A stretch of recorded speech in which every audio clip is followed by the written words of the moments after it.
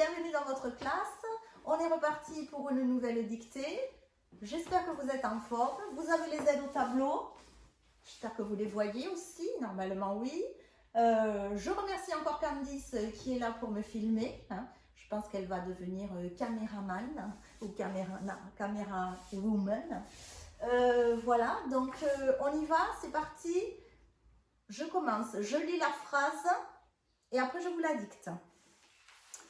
Première phrase. Au milieu de cet océan, des terribles tempêtes rugissent. On y va? Début de phrase. Au milieu de cet océan, au milieu de cet océan. Alors 7, c'est pas le chiffre 7. 7, c'est celui qu'on montre, celui-là. Au milieu de cet océan, virgule, au milieu de cet océan, virgule, des terribles tempêtes rugissent. Point. Des terribles tempêtes, groupe nominal, des terribles tempêtes. Tout ça, ça s'accorde en genre.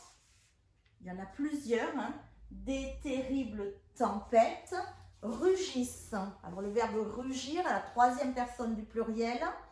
Rugissent. N'oubliez pas les lettres finales. On pourrait remplacer les tempêtes par else. Rugissent. Au milieu de cet océan, des terribles tempêtes rugissent. Point. Deuxième phrase. Je lis la phrase. Elles emportent souvent presque tout sur leur passage. Je dicte. Début de phrase. Attention. Elles emportent. Elles emportent. L'accord sujet, groupe nominal sujet, c'est un pronom personnel. Elles emportent. N'oubliez pas les lettres finales. Elles emportent, c'est comme ça que l'on devrait dire avec la liaison. Je découpe par mot. Elles emportent. Virgule. Souvent. Virgule. Elles emportent, virgule, souvent, virgule, presque tout, en deux mots, presque tout, sur leur passage. Elles emportent, virgule, souvent, virgule, presque tout, sur leur passage. Point.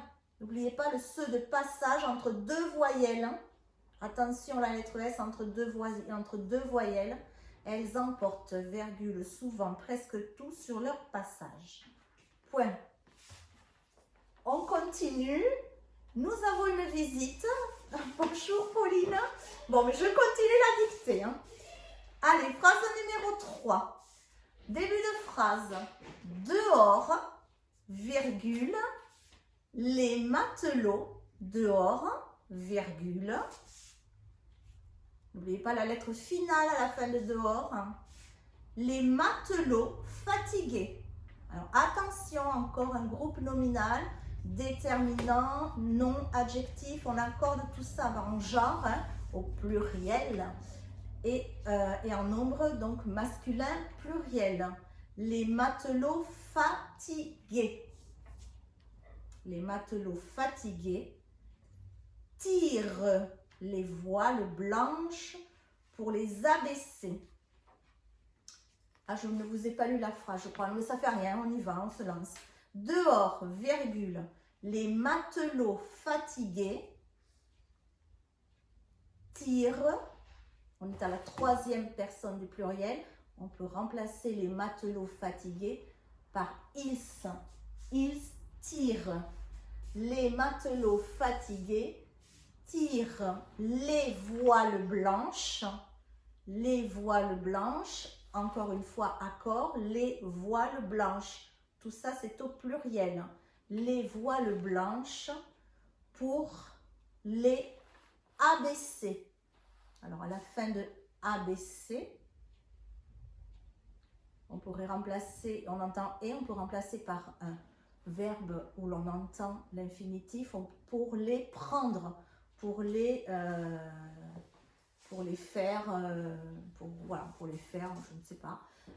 Donc attention, on est dans un verbe du troisième groupe pour les ABC. Le et, c'est un et en 2 lettres et pour vous aider, on remplace pour les prendre, comme je viens de vous dire. Point. Dehors, virgule, les matelots fatigués tirent les voiles blanches pour les ABC. Point. 4e phrase, je lis. Puis, virgule, il s'attaque aux cordes emmêlées. Alors, je fais la liaison. Hein. Puis, virgule, il s'attaque aux cordes emmêlées. On y va. Début de phrase. Puis, virgule, il s'attaque. Alors, attention, le se n'est pas attaché avec attaque. Hein. Il s'attaque. Il s'attaque. Avec ils, le verbe attaquer, toujours pareil, on est sur la 3e personne du pluriel. Ils s'attaquent aux cordes emmêlées. Alors, tout ça, c'est au pluriel, parce qu'il y a plusieurs cordes sur un bateau. Alors, O, c'est le O à 3 lettres, puisqu'il est au pluriel. Aux cordes, pluriel, emmêlées. Et attention, emmêlées, ce sera féminin pluriel. Aux cordes emmêlées, tout ça c'est féminin pluriel. Point. Puis il s'attaque aux cordes emmêlées. Point. 5e phrase. Je lis la phrase. Le capitaine et ses compagnons livrent un incroyable combat contre le vent puissant. J'ai fait les liaisons et normalement les liaisons ça vous aide pour entendre des lettres finales sur les mots qui sont juste avant. Hein, sur les mots qui sont dont les lettres finales sont muettes. Parfois les liaisons permettent d'entendre ces lettres muettes. 5e phrase, on y va, début de phrase. Le capitaine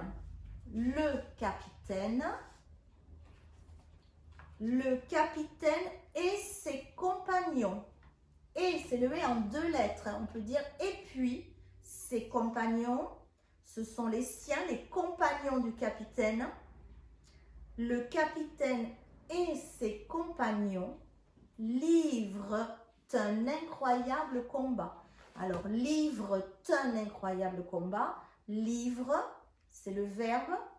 Et le groupe nominal sujet, le capitaine et ses compagnons. Ils se livrent un incroyable combat. Mais pour vous aider, je fais la liaison livre un incroyable combat. Attention, c'est pas le mot teint, hein, c'est la liaison entre la lettre finale du verbe livre avec le déterminant un. Livre un incroyable combat. Livre un incroyable combat. Et une lettre finale aussi à la fin de combat. On dit combattre. Contre le vent puissant. Point. Le capitaine et ses compagnons livrent un incroyable combat, contre le vent puissant. Point. Phrase numéro 6. Je lis la phrase. Il fait sombre et froid. C'est effrayant.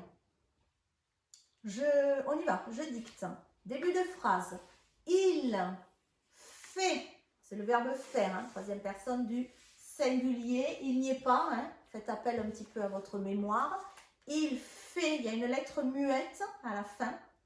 Il fait sombre et froid. Il fait sombre et, on peut dire, et puis froid. Alors, pour vous aider, l'adjectif sombre, il y a le on Attention, il y a la lettre B juste avant le on. Hein? Donc, réfléchissez, est-ce qu'on met le on avec un N ou est-ce qu'on met le on avec un M, sachant qu'il y a la lettre B qui suit juste après. Il fait sombre et puis hein, froid. Lettre muette à la fin de froid. Je ne vous en dis pas plus, hein, c'est facile. Il fait sombre et froid. 2 points. C'est effrayant. Alors, c'est, plus loin, effrayant, point d'exclamation. C'est le « et » du verbe être. Hein. Le « et » comme on est, elle est, oui et. Hein. C'est effrayant, point d'exclamation. Phrase suivante, c'est la dernière. Je lis la phrase. Enfin, virgule, l'océan se calme et c'est terminé. Tout est redevenu normal. Je dicte début de phrase. Enfin, virgule, enfin, virgule, l'océan se calme, enfin, virgule, l'océan se calme et c'est terminé. 2 points. Enfin, l'océan se calme et c'est terminé. 2 points.